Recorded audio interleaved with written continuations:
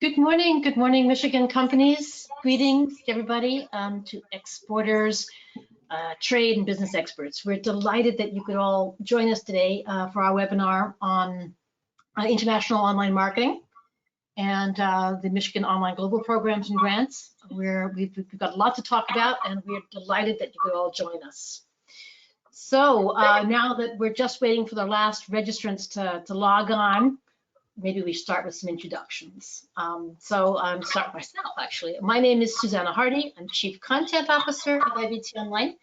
And as I said, I'm really delighted to be here today. You know, so my role really in IBT is to get involved in anything that concerns content, whether that's search engines, social media, keywords, anything that's content driven. I'm delighted to be joined by my colleague Samantha Sofici. Samantha is very kindly agreed to help me out today. She is a very experienced and valued business development manager with IBT Online, and is always very cheerful and happy to help any company navigate the online world. We are really delighted to have Alyssa Tracey with us. Alyssa is Director of International Trade at the Michigan Economic Development Corporation. She works with her team of international specialists to help Michigan companies do business around the world. And they're based throughout the state. We'll give you those contact details a little bit later. And we are really pleased and honored, delighted to be joined by Anne Kirkwood-Hall. Anne is the owner and president of Bulman Products. Bulman is a 100-year-old company based in Grand Rapids. They are a world leader. They're in manufacturing rolled material dispensers. So that means like paper cutters, for example, but they do it for industry, for retail, everything from food processors to industrial and even some medical applications. Anne and Bulman Products have been working very successfully with the MEDC and has participated in the online global programs. And we're really pleased and proud that she's accepted to join us on our webinar today to talk about her experiences. Just a very quick word also about IBT Online, who we are. We're a private company, a US company, although I'm actually sitting in the UK at the moment, where we have a lot of our marketing team. And we are 100% focused on building, growing, managing, developing online tools to help companies go internationally. I guess those are our two, it's perhaps our biggest selling point, is that we work, think, and act globally and online since our creation in 2002. And we're very pleased, especially to be working with the state of Michigan on the online global programs. So today we have a lot of information to get through. So I'm going to be rapid on this. We thought we'd divide things up into 6 sections. Alyssa's going to go through some of the main Michigan resources for small and mid-cap companies at the moment. And then we're going to dive straight into the online marketing world, why it's useful to have them, what are the essential tools. This is very much a sort of top level picture of it. And then Anne's going to give us some of her experience with Bulman Products, and we're going to talk through some of the online international marketing choices, and then some takeaways, and we've left you some time at the end for questions. Please do pop your questions into the chat box. We've left time at the end. We will respond to all your questions, and we look forward to them. So with that, I'm going to turn now to Alyssa to tell us a bit about Michigan MEDC resources. Alyssa? All right. Thank you so much, Susanna. Again, I'm the International Trade Director for the MEDC, and I first wanted to start off by going over a few programs that the MEDC has launched to support businesses during this time. I won't go over these in great detail, but just wanted to give an overview of the MEDC's response, of which I've certainly been very proud to witness over the past few weeks. With all that the MEDC has done, I know that businesses are still struggling but there are some specific targeted ways that the MEDC has stepped in to support. So we'll go into some of these programs quickly, just give an overview, and then we can dive into the material for today's program, and then we'll talk more specifically about the International Trade Program and how companies can take advantage of the trade services, including grants. So first listed here is the Michigan Small Business Relief Program. The MEDC was able to quickly mobilize and disperse $20 million in grants and low interest loans to provide emergency relief to businesses directly impacted by the COVID-19 outbreak. These programs were administered by 15 local economic development organizations in Michigan, covering all 83 counties in the state. Applications for these programs have closed, and local partners are in the process of announcing awardees. The Pure Michigan Business Connect procurement and donation assistance and retooling grants. PMBC team has adapted its programming by offering a free online procurement and donation platform to connect suppliers of critical medical supplies to those who need it most. Hospitals, municipalities, community centers, and so much more. To date, over 1,500 suppliers have submitted capabilities to support the 500 or so needs submitted by our hospitals and other entities. Companies that can provide critical medical equipment and supplies can still register on the PMBC platform, which you can access through the MEDC's COVID-19 homepage. That's listed, I think that's right at the bottom here, michiganbusiness.org/COVID-19. Something I'm super proud of is that PMBC was also able to quickly dedicate $1 million in retooling grants for companies that needed a little support to buy new machinery, equipment, software that allowed them to develop critical medical supplies. Those awards were announced earlier this month to 12 awardees. We still have available the Capital Access Program, which is open to small and medium-sized businesses across the state for those that have been negatively impacted by the COVID-19 outbreak. This program opens access to private lender financing, providing small businesses access to capital that may not otherwise be available. And that's in tandem with your bank that you're working with. Additional program on eligibility requirements for these programs, as well as the applications, can be found at michiganbusiness.org/COVID-19. It's a really good resource page for all companies that have been affected by the recent events. We can go to the next slide there. Great, thank you. For additional resources and answers to some commonly asked questions, the state of Michigan's dedicated website to COVID-19 responses is listed on this slide. There is a separate tab on that website through the state of Michigan that is a website for employers. As always, though, with all of these virtual resources, it can be easy to get lost in the midst of all this. So I always recommend connecting with an actual human being. And later on in this presentation, we will have information on our 5 international trade managers that you can connect with at any time to learn about state, federal, local resources that can help you during this time. One last thing that you may have started to notice is our new Pure Michigan campaign, 2 peninsulas, 1 Pure Michigan. It's spreading a message of strength and unity as residents stay home and stay safe to combat the continued spread of COVID-19. So keep an eye out for that new Pure Michigan campaign.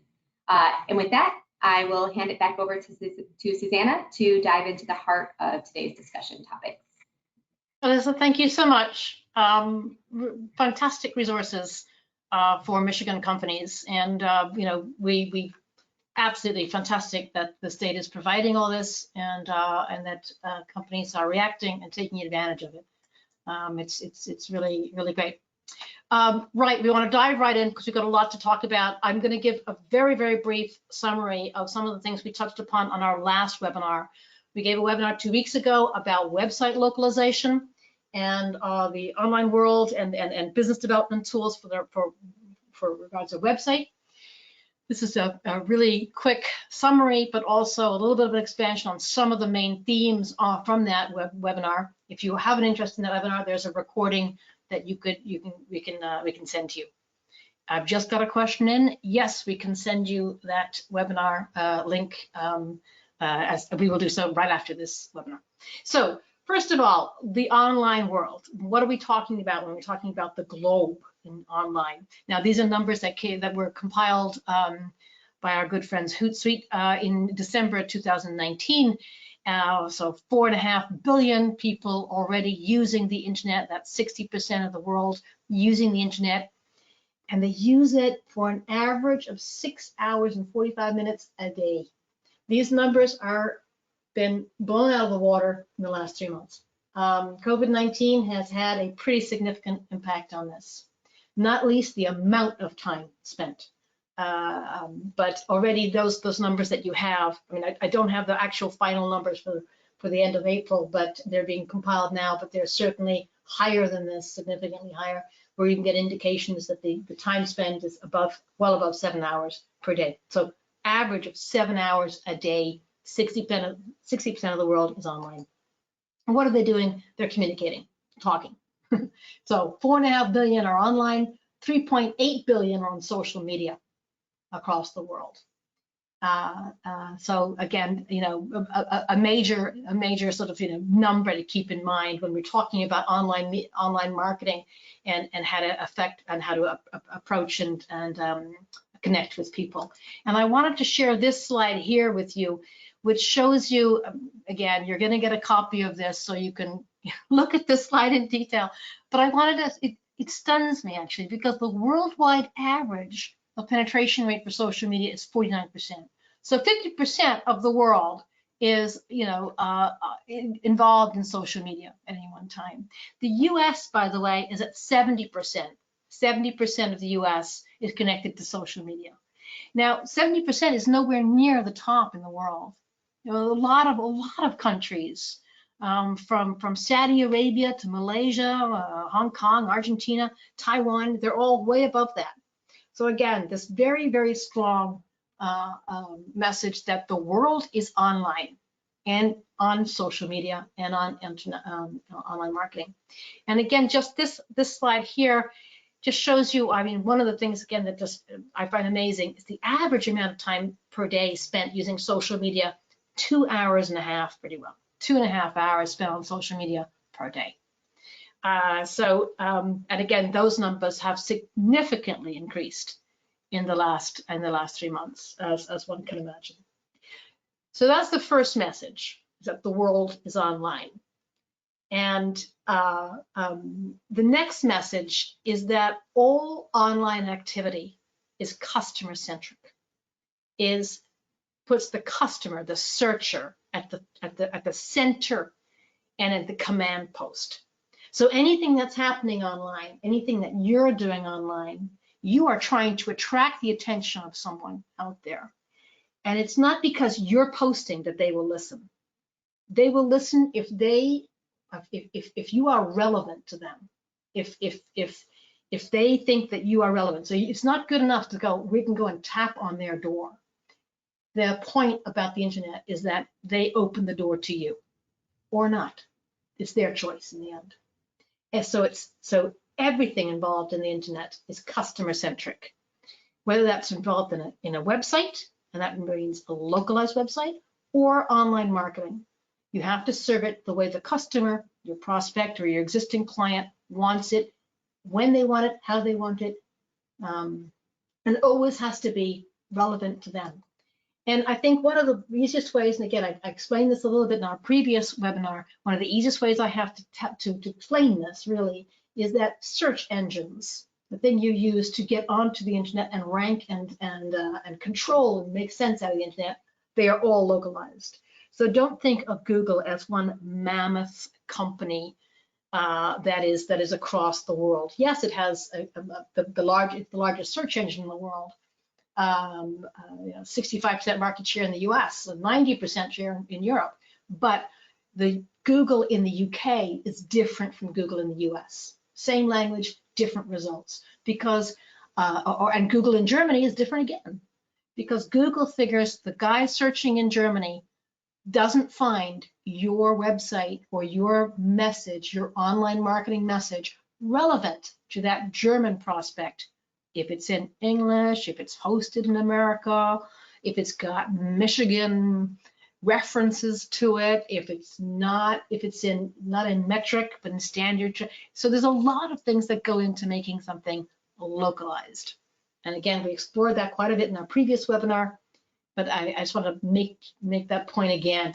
So the key that we're talking about here, and this is the key of our first section, it's a summary section. Why do exporters need international online marketing? They need it for, I guess, for us, for two reasons. One, because the world is online.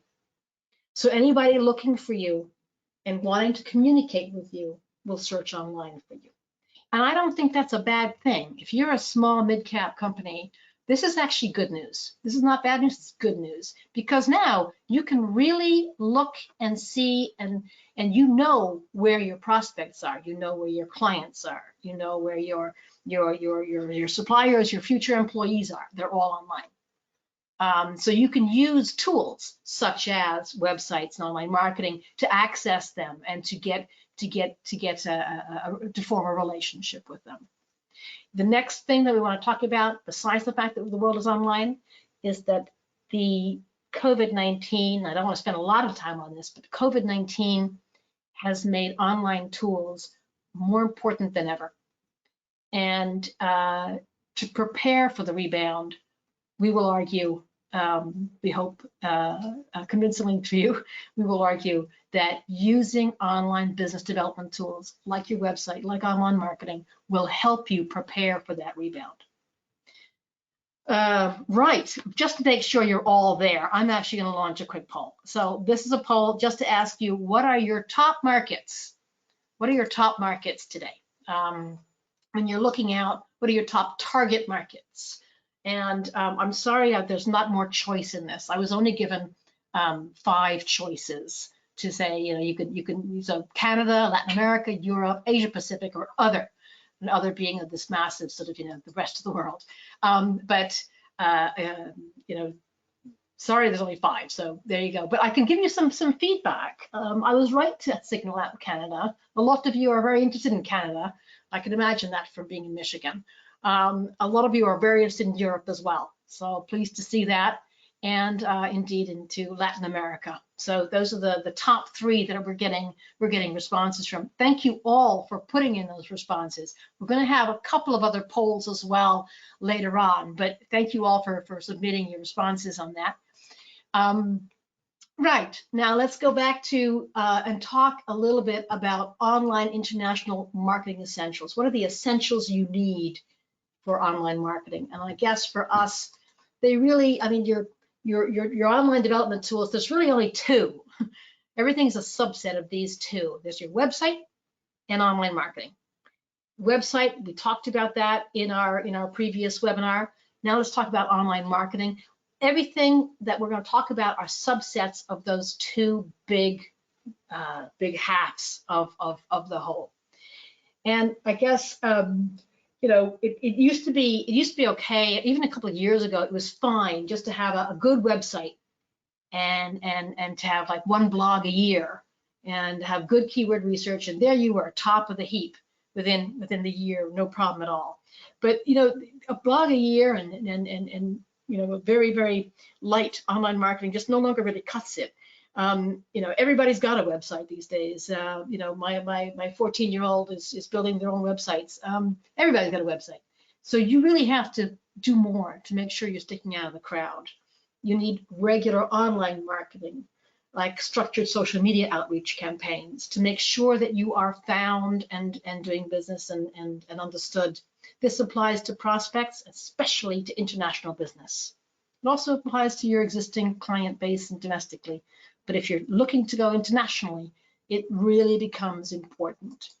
And we want to try and show you how that could work on a campaign and how that could work, with sort of a, in different environments. Let's say you have a good, strong Michigan website. There you are in the United States, and you have, circling around that website, you have search engine optimization tools, you've got social media, keyword research. You're regularly updating and keeping that website of yours fresh in the US. If you have a market that you say, we get a lot of business, or we think that there is a lot of business in, say, Brazil, that probably merits a website of its own. It doesn't have to be a huge website. It can be a small website, but it has to be a really well constructed, functioning website.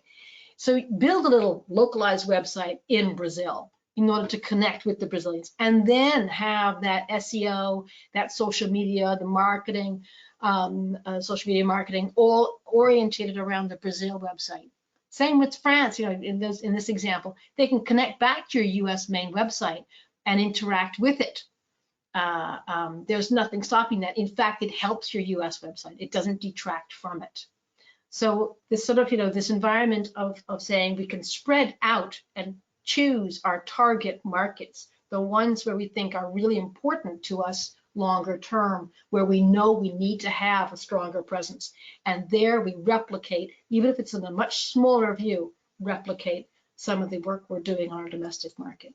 So I guess what it comes down to is, what's your first step? Your first step is to make sure that you have a strong, good, localized website for your international market, for the market that's strongest, for those markets that you're targeting. And after that, you begin to build your online marketing. Put it the other way around. Don't start an online marketing campaign internationally before you have everything in place. You need first to have a website that acts as a springboard. Think of it as your online real estate.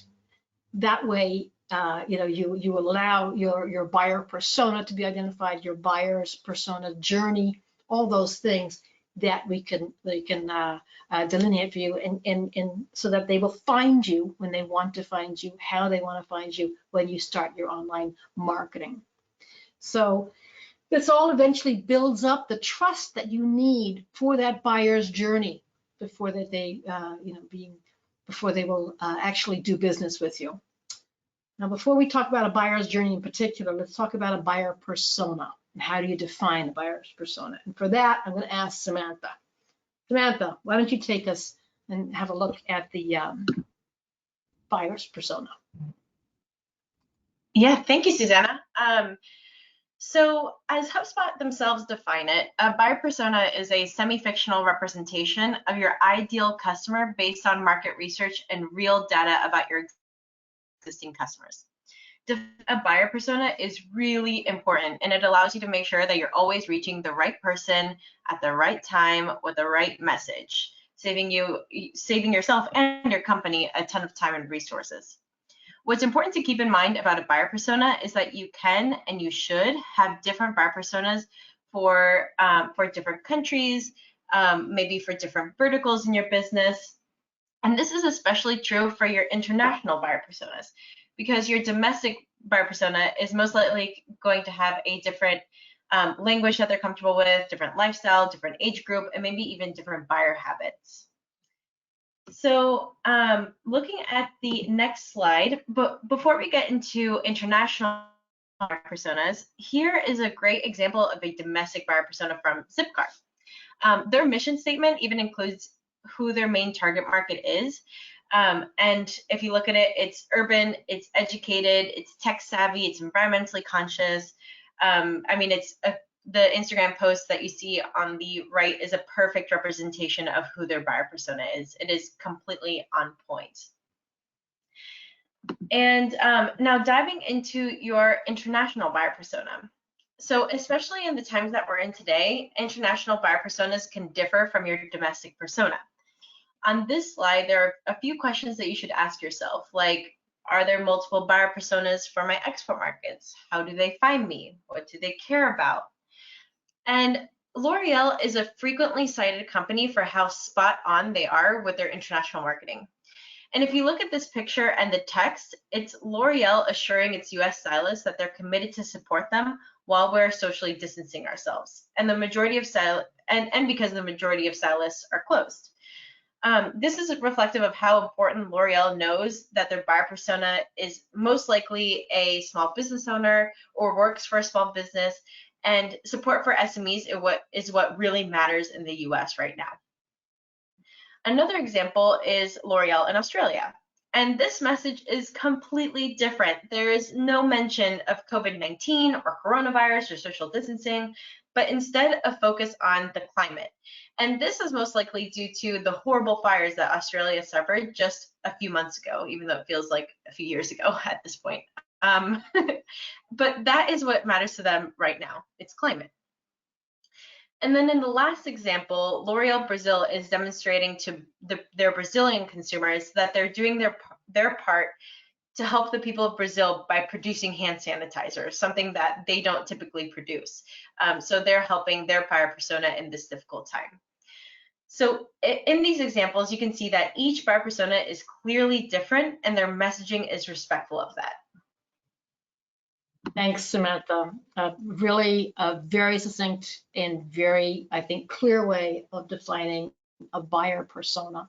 And that's one of the first things, one of the first elements that you need to have in your online marketing strategy, your buyer persona, and then their journey that you're mapping.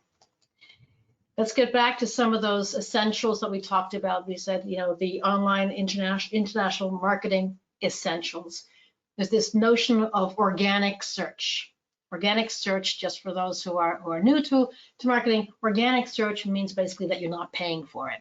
It means that you are so relevant that Google says, yes, this is perfect, and you go straight to the top of the page.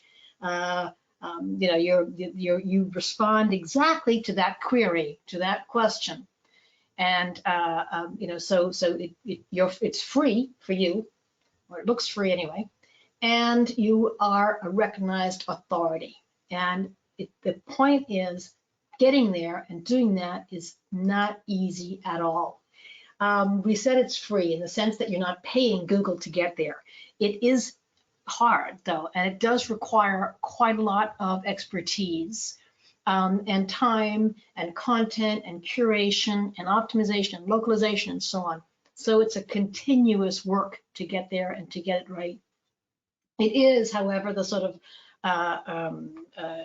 you know, the holy grail of a lot of the search engine marketing, because it does place you as an authority.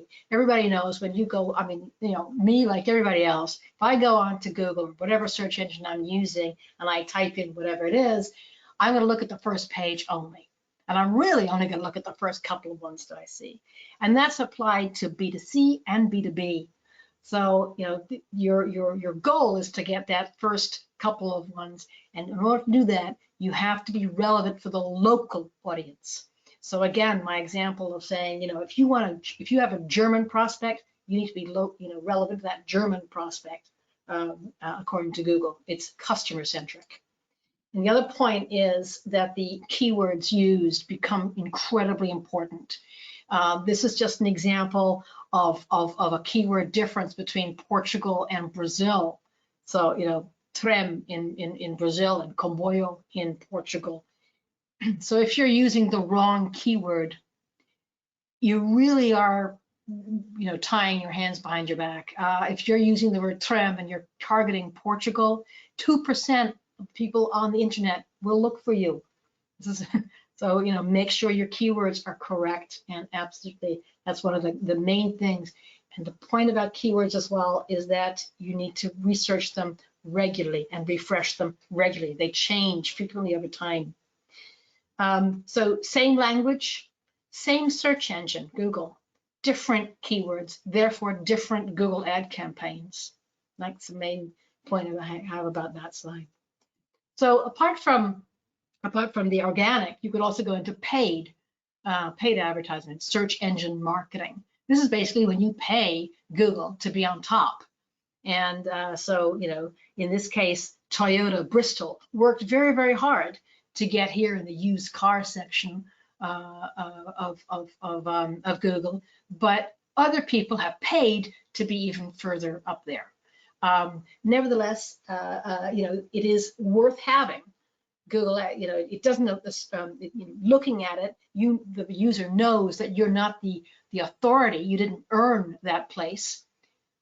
You paid for it, but it is a fantastic part of, and it plays an important part of any long-term strategy. It is the best way to get an instant boost from your marketing campaigns. If you're launching a new product, if you're launching a new market, if you are having any new event, then there's a fantastic way of making sure that you're on top and you will drive the organic traffic and boost the organic traffic. So really what we're saying is that one has to always have a mix of organic and paid in order to make sure that you're balancing for the international markets. Very often we'll use paid to get you started, organic for the longer term once there is that credibility that's been established. Key to any online marketing is measuring success, measuring your return on investment. There are different goals and different key KPIs, key performance indicators per goal. So depending on your goal, your short-term goal, your long-term goal, you need to choose which metric best defines that goal, and then analyze it, learn from it, get the data, look at the data, analyze the data again and again and again. Right, I'm now this was just to talk about some of the big marketing essentials. I'd like to really turn over now to Anne and have a look at her experiences with Bulman products, and just talk through some of her experiences. And if we could ask you to join us there. I think you're on mute, by the way, Anne. And I cannot unmute you. Got it. Sorry about that. My mouse didn't want to go on the other screen there a minute. Good morning, everybody. Can you hear me now? Yes, we can. Thank you, Anne. Perfect. Sure. As Susanna mentioned, I am Anne Kirkwood-Hall with Bulman Products. We are in Grand Rapids, Michigan, and our company is over 100 years old. We make rolled paper dispensers and packing tables, and we serve 4 main markets of school and art supply, industrial packaging, retail packaging, and food service. And I'll talk about those a little bit more going forward, especially with the current situation that we're all in. I decided to go with the Michigan Online Global Program several years ago, and when I first started here in 2009, I noticed we had a lot of inquiries from overseas and a lot from Europe, and we were very hard to find. When my accountant started here in 2010, I believe it was, her brother-in-law looked us up and said 1985 would like their website back, please. So it was, the SEO was pretty much non-existent and our website was very outdated. So the first thing we did, and Susanna had mentioned this also, is to get your website updated or get a website.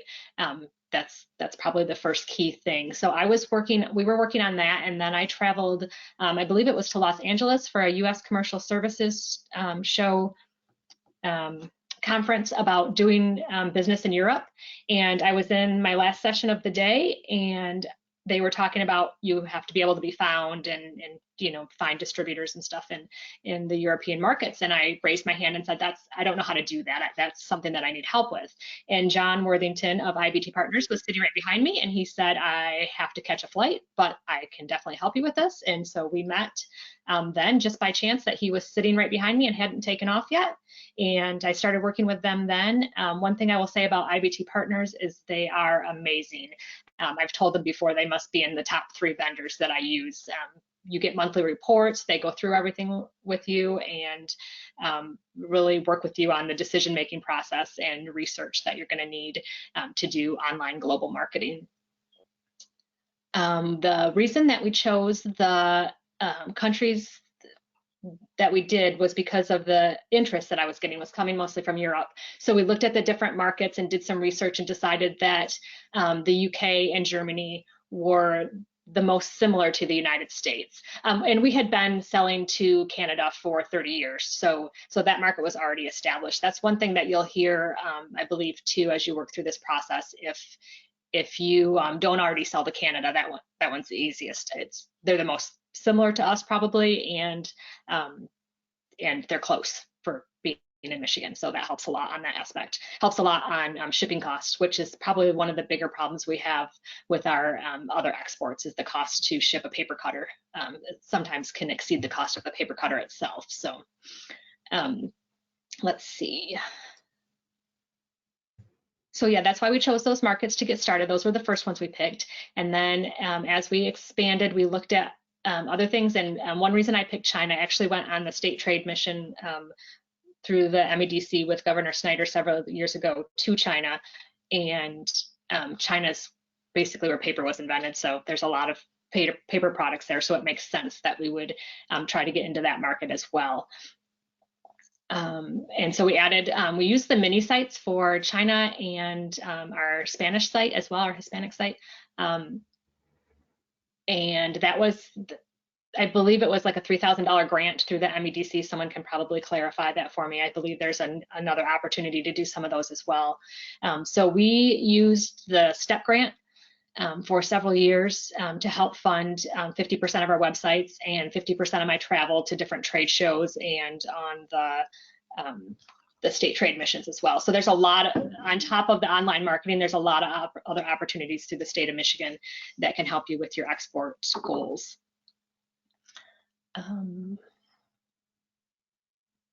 And perhaps you could tell us a little bit about why you started marketing in particular, Sure. How you chose which markets and things. Sure. We started doing marketing on Facebook. A lot of our inquiries are from end users. We sell through about 600 distributors in the United States, and then maybe a dozen other ones across the world. So our biggest market is still here. So also, to do the online marketing has really helped us a lot, or the social media marketing, because we're an accessory item.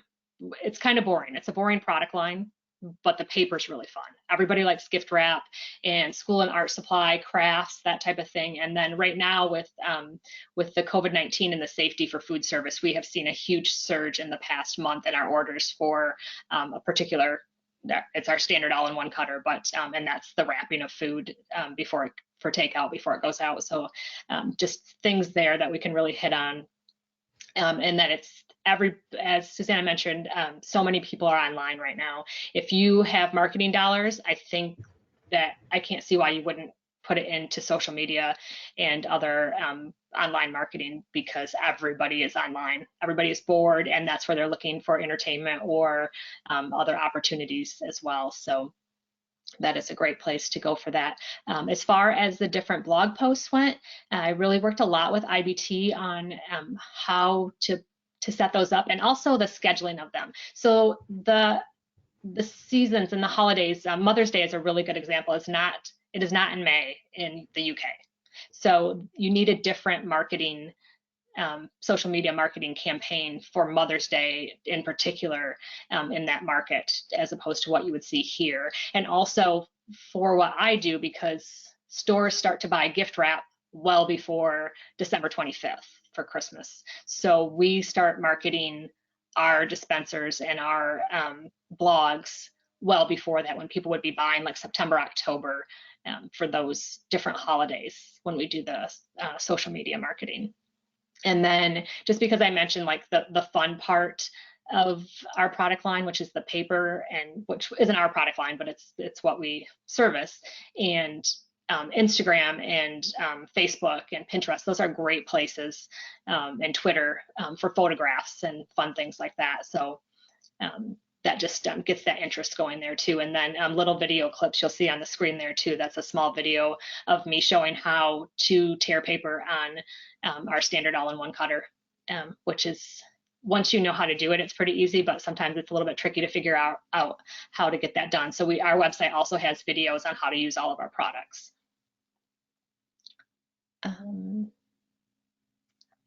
How do we decide on content? Oh, go ahead. Yeah. How do you decide on content, and what about sort of different buyer personas? If you could talk us through that a little bit. Oh, sure. On the different buyer personas, like it says there, the German primary school teacher. So we have different, I guess, kind of target markets. I'm not sure how familiar people are with Facebook advertising, but you can go in and pick on the different social media things, teachers, parents, teenagers, people who are foodies. There's all different kinds of categories of things that people sign up for and get tracked for.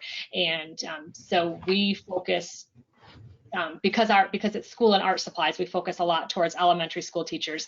And now we're working on a program too for the homeschooling, because that is so prevalent, obviously, across the US right now. So we'll be working on that market too, and how to opportunities to help those parents and show them. We do a lot of our marketing, not just to say buy this paper cutter. It's not just for sales. It's to show that we care about them and that we're interested in their lives and what their kids are doing. And as far as like one for education and school and art supply would be. And just I promised we'd give question time at the end, but Sure. since you're there, we wondered whether we could ask a couple of the questions. I have 2 questions that have come in now. The first is, what about the relationship with distributors or in-market partners? Has there been any pushback from any of your in-market partners when you create websites or have online marketing? Sure. We have not had that problem when we first did our website. So we also have a direct sale website. It's called bulmandirect.com. And so we sell through our distributors, and then we sell on there. But our distributors, a lot of them buy,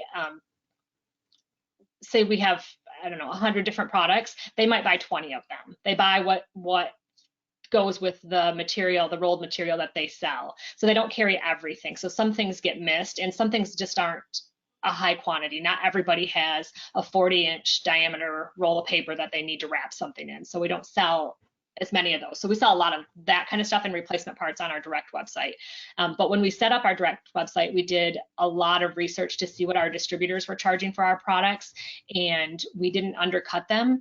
So we sent out information. We also were very straight up with them. We did not try to put it under a different name, our direct website. So we weren't trying to hide it from them that we were doing that. We weren't trying to steal their business, kind of just compliment it more on some of the areas that they might have been missing, or that they can't carry every product. So we were very honest and straightforward about that. And as far as our online marketing goes too, if somebody calls us and says, hey, I saw your Facebook post about school and art supply, and I want to get a paper cutter, and they'll often say, and I want paper and this, and so we'll refer them to a school distributor directly that way, and help them out on that. So it's the same. It's still a sale to us. We just we noticed that there were things that they were missing, and when we explained that to them, I think it was clear. Also, we're pretty small, so I cannot outmarket Uline or Granger or School Specialty, or they have more money to put out there than I do for that. So I don't think that they think I'm stealing their business, because I can't really touch the number of people that they are. Terrific. Thanks, Ann. One last question that I would, and obviously feel free to answer as you like. Do you have any sense of a return on investment? Any sense of, is this, how do you measure success? Has this been a good thing or not? It's definitely been a good thing. When we finally started to see returns on our website, and we had started working with IBT in that same process, the first year we saw a significant difference was about a 10% increase in sales. And I will say, honestly, this is from a company that, if you looked across our 30 years, or the 30 years that my father-in-law owned the company, sales were they were solid, but they were steady and flat. And so to have a 10% growth at once was pretty huge. And so until 2019, we've seen growth every year since we put in the new website and started doing the marketing. So definitely, I would say it's there. As far as our export business goes, it's still a pretty small percentage of our business, but our export sales, when we first started using IBT and the MEDC services and the STEP grant, we saw a 25% increase for several years in our exports. So I would definitely say it's worth it. It makes a product that kind of and I hope this doesn't come off wrong, but that kind of seems irrelevant in the whole arts and crafts or the packaging industry. You think about the paper always, and it makes a product that might seem that way very relevant. So it puts us out there when people might not be thinking about us. And thank you so much. We're gonna, I've got a couple more questions coming in on that, but I think we're gonna keep that to the end, if that's all right. Sure. Thank you very much for those comments. I'm going to ask Samantha now to just quickly go through some of the assets and resources for Michigan companies. Samantha? Yeah, thanks. So I'm just going to kind of rush through this. So for international online marketing, it's important to understand that these specific countries you're marketing to, because each country interacts with social media a bit differently. Luckily, there's a ton of resources online like Hootsuite, We Are Social, and HubSpot, and also on our website, www.ibt.onl. So we don't have time to dive into each individual country, but know that on our website, we have a ton of free resources like the infographics that you'll see on the left, case studies, blogs, and webinars that all dive into individual countries and specific online topics. So check them out afterwards because we have a ton of information on all of Michigan's major markets, including, so here's Canada. We also have Mexico. With just a quick note, social media is a huge and a great place to start if you're looking into brand awareness in Mexico. It's actually ranked the 7th in the world for the amount of time spent on social media, right behind another Latin American country, Argentina. So just keep that in mind. Also, China. China is an important market for a ton of exporters, but in terms of an online presence, it can be very tricky and very particular. We'll dive a bit deeper into China in a second. So next is Germany. We have lots of resources on Germany, and Japan. So those are the 5 top Michigan export countries.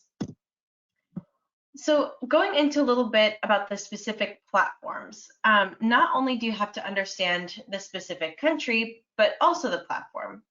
Facebook is an obvious first choice for many marketers, both domestically and internationally, because Facebook is available in 101 languages, and people spend an average of about 35 minutes a day on the platform. And it has a huge audience of over 2 billion people, making potential customers all over the world a little bit easier to reach. So Facebook is a key platform to be on for businesses.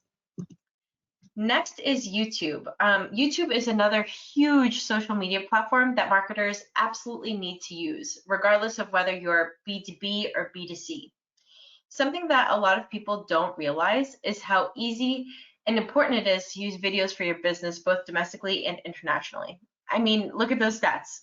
Second most visited website globally, second largest search engine behind Google.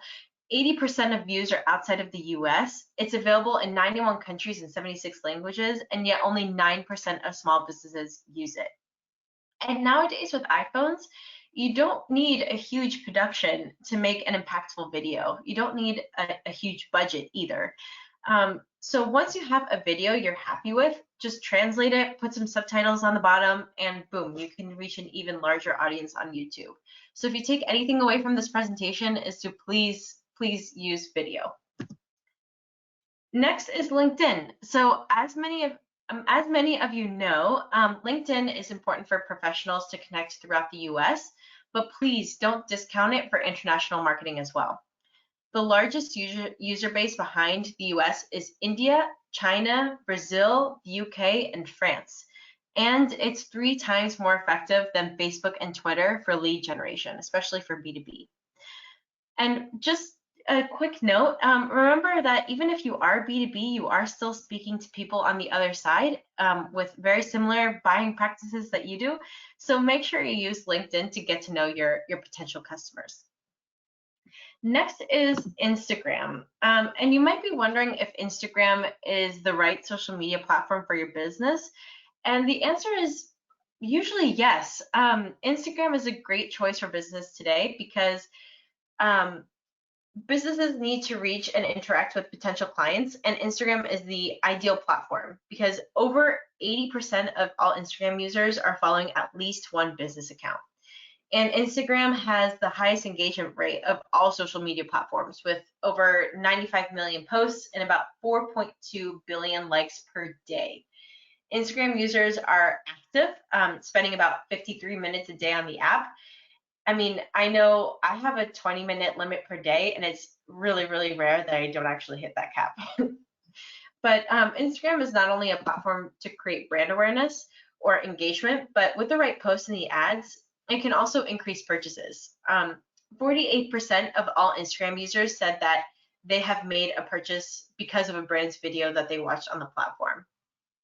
But keep in mind with Instagram that there are 3 different ways to post, and each way has a different purpose. As we saw in Bulman's example, there are different things that you should post for stories, Instagram TV, and normal posts. So just to keep that in mind. And now with that super speedy overview, I'm going to hand it back to Susanna, who will take a deeper dive into marketing in China. Thank you, Samantha. Yes, we have packed an awful lot into this webinar. You are getting a copy of it, yes. Just one quick slide then on China. Reduce it to one slide, just because it's its own environment. It's such a big place, and it's got nothing to do with YouTube, Google, Facebook, or anything else. It's all China-centric. YouTube is banned in China. You've got to use something else. Twitter, so there is an equivalent of at least that for every social media platform and every marketing platform possible in China. But it's got its own bubble with its own rules, but very, very effective. One of the most plugged in places you can possibly go to, and very effective for social media and online marketing. I'm going to now, I think, pass on and just talk about, campaigns and things like that. We talked a lot about localization and the fact that one campaign in one market is going to be very different from the same campaign or a similar campaign in a different market. We wanted to show you some stats. These are stats for, in each case, the same company, same product. Very, very different results. Okay, in each case, we tweaked the campaign dependent upon the country. Obviously, different language, obviously, keyword research for both languages, but very different results. The first thing you'll notice is the difference in size. The same campaign reached over 370,000 people in Mexico, and it didn't quite reach 10,000 in the UK. We were really pleased with that UK. We were really pleased with that campaign. Reaching nearly 10,000 in the UK is, whoa, amazing. We got 1,200 engagements in the UK. Again, we were clapping ourselves in the back. But Mexico, 20,500 engagements.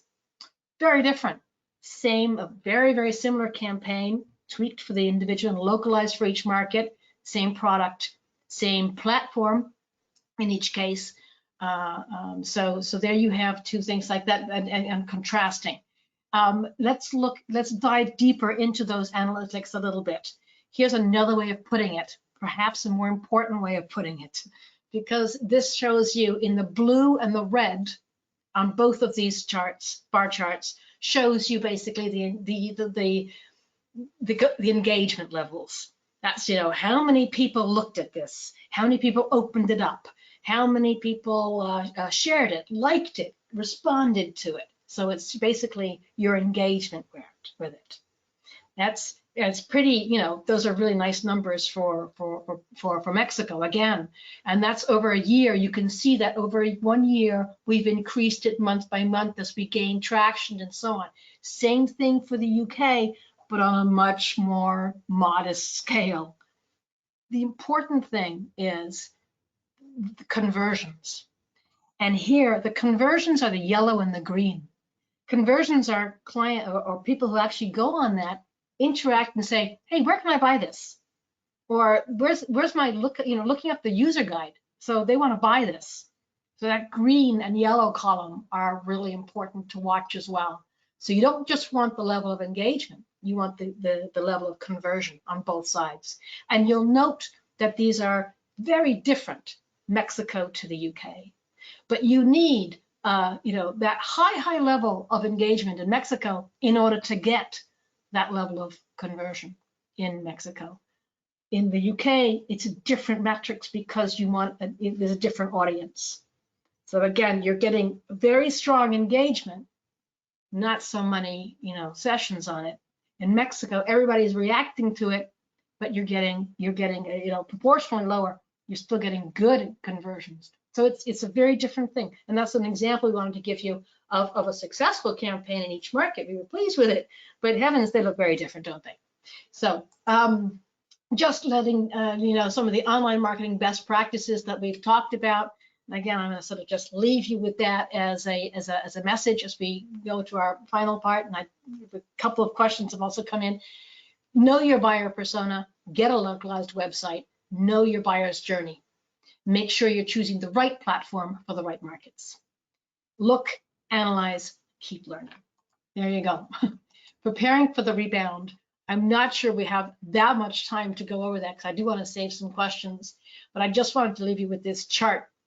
And every company must find its own key indicator that they watch to say where and how and what shape will that rebound be. I don't know, we don't have crystal balls, but we know that the rebound will come. What's the best way to prepare for that rebound? From our point of view, the best way to prepare for it is to make sure that you do not disappear from the radar screen, that you are engaged and that you have the online tools necessary to engage with your clients and your prospects. One of the things that's happening, obviously, is trade shows canceling everywhere. What can you do about that? You can make sure that you're leaning close in and keeping a close relationship with your existing customers, and that you're focusing on your website and on your online marketing for your international side, particularly. Leverage paid social media if you need to. Share experiences and lean into your relationships. Different objectives have different goals as well, according to which kind of strategy you're going to have for which market. At the moment, what you want to really keep is that last one on this is objectives that you could have for a Facebook account, improving customer retention, making sure that your customers and you're leaning into your existing customer base. With communication comes the relationships you need for your buyer's journey and your buyer personas to interact with you and actually step up and buy from you. Let's turn quickly now to help for Michigan companies and even a few questions. Samantha. Thanks, Susanna. So for those of you who joined our first webinar, these two slides are going to look familiar to you, but I'm just going to do a quick overview. So for our first option for the Michigan Online Global Program is option A, a 2-market expansion with a limited scope. So 12 web pages and 2,000 words each. And by the end of option A, you'll have 2 websites completely localized for your top 2 target markets. So in this example, one in German for Germany and one in French for France. These websites will be based off of your US site, but we will go through a whole localization process, including proper domain names, local hosting, SEO keyword research, and regulatory compliance, and just so much more. So by having these websites, they will help you be found, be understood, and be easier to do business with in your top target markets. In terms of budget, Alyssa will drill down into the specifics a bit more, but total option A costs $12,000. And with the help of the MEDC, it can only cost $1,500 to qualifying companies. So a phenomenal deal. Then the next option is option B. Option B is anything above and beyond the work of the scope of work of option A. So maybe your company is looking for a website redesign, or maybe you want to add international e-commerce, or maybe you only want one country, but a huge scope of work. So 50 pages and 30,000 words, then option B would best suit you. The budget for option B is completely dependent on the scope of work, but just like for option A, there are grants available to use towards these services for qualified Michigan companies. Samantha, I promised that I'd do a couple more polls. I just want to quickly launch a poll on this one too, if possible. So we're just trying to see, if there's any interest from you, would you like us to contact you with regarding option A or option B? So, if you're looking for this first step on your international online marketing one, which is would you like to get localized websites with through the MEDC and with the MEDC help? And if so, please let us know. And I can definitely say thank you very much indeed on that one, and we will get in touch with you for that. Now, Samantha, back to you, and option C in online marketing. Yeah, so the other service that IBT Online specializes in is international online marketing. If you need help in this area and our free resources just aren't enough, we have a dedicated technical team that would be able to help you grow internationally through search engine marketing, social media marketing, and reporting and analytics. The budget for this is $1,500 per market per month, with a recommended budget of $900 for that paid advertising.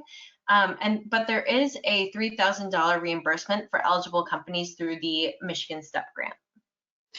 Samantha, thank you. And again, just asking you if you'd like to take advantage of the Michigan Online Global Program, option C. Again, please let us know, and we'll get in touch with you, or the MEDC can get in touch with you, and we'll hope to drive that forward. And I would say again, thank you very much indeed. We're delighted to see so many of you on that. Some more people is coming in now, but okay, thank you. We will get in touch over the course. Right, Alyssa, perhaps we could just quickly round up with some last things about the STEP, and then we have a few for questions as well. Absolutely, happy to go over this very quickly. The main thing I want to let the listeners know today is that the international trade manager assigned to the region that your company is located in can walk you through this entire process. But really the main things we're looking for is connect with your international trade manager prior to undertaking this activity with IBT in order to complete the necessary paperwork. It's pretty simple. And we'll then, once you have participated in that approved export activity, we can then work with you to get that grant reimbursement out to you. The important thing to note here is that step 8, submitting quarterly progress reports for 2 years. It's really important that we capture the export sales that companies can realize as a result of working through this program and others, either through IBT or through their export programs. So those quarterly progress reports allow us to capture those international sales and our overall ROI in the program. Next slide. So these are our 5 international trade managers located around the state. Again, they're your first step in accessing these resources and any others available at the federal and state local level to make sure that your company is accessing all of the relevant international markets that you could be competing in.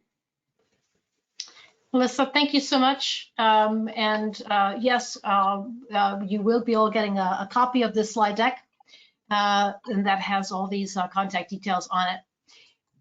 Really just leaves us to say, you know, we very, very much appreciate working with Michigan companies and the Michigan Economic Development Corporation. We hope that you all look after yourselves in these difficult times, look after your communities, look after your loved ones.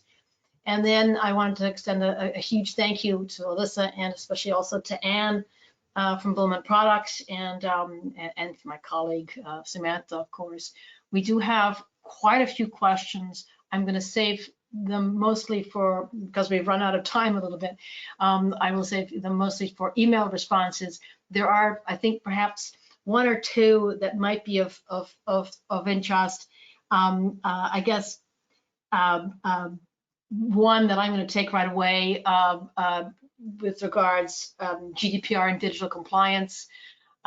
Yes, you do need to be digitally compliant. You do need to have GDPR, and that is included in the option A.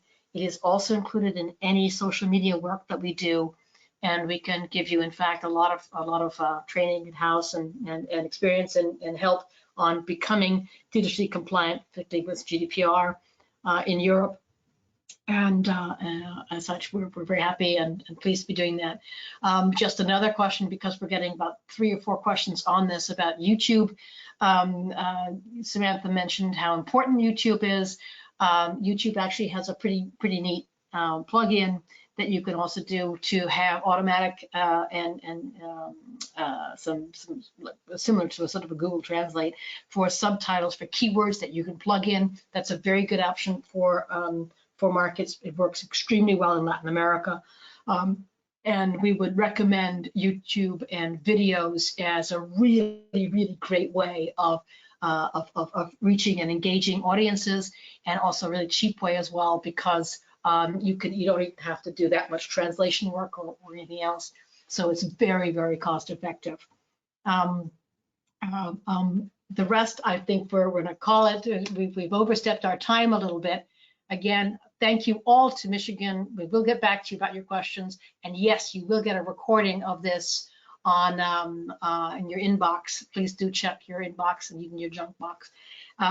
Just to say again, a major thank you to Alyssa and to the MEDC team for helping to organize the webinar and to extending out this invitation. Also, especially to Anne, Bulman Products, and all of the wonderful team of Bulman Products that they work with. And to my colleague Samantha, thank you all so much. Happy exporting, happy business. Stay well, stay safe, and we hope to see you all online soon. Thank you and bye-bye.